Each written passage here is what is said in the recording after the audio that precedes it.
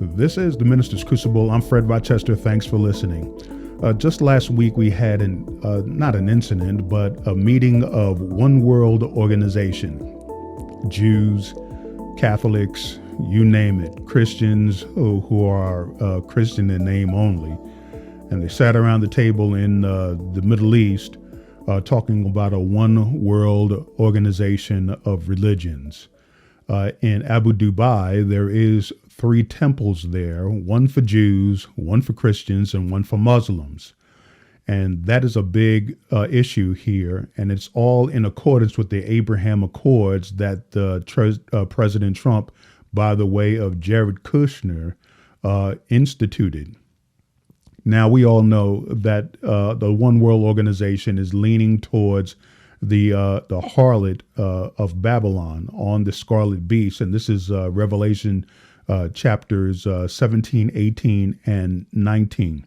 So part of the economic system that is being developed will also have a one religion system.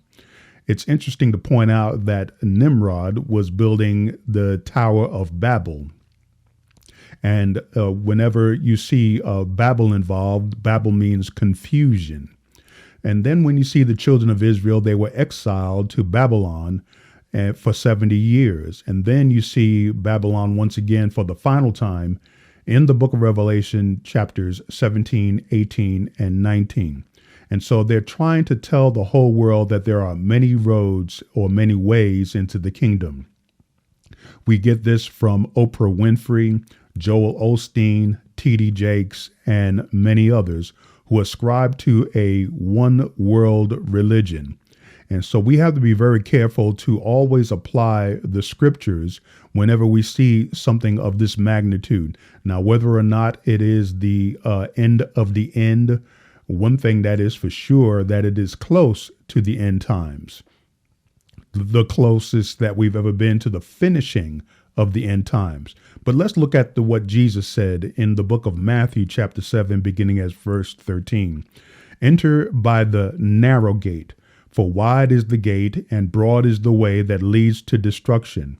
And there are many who go in by it, because narrow is the gate, and difficult is the way which leads to life, and few who find it. And this is very, very important. But Jesus is also another thing. Here in the book of John, chapter 10 and verse 7, Jesus said, Then Jesus said to them again, Most assuredly, I say to you, I am the door of the sheep.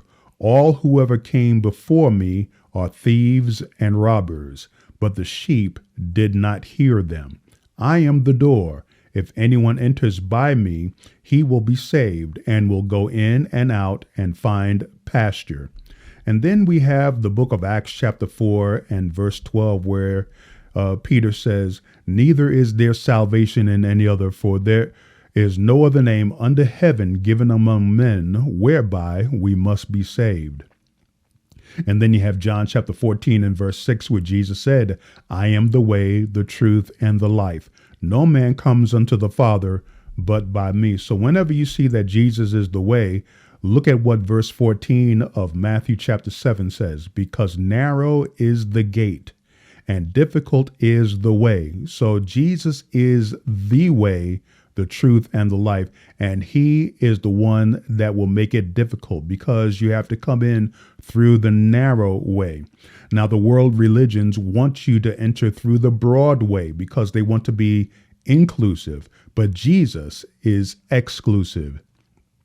So if you ascribe to being exclusive, you're a bigot, you're discriminate, you are a religious zealot, if you will.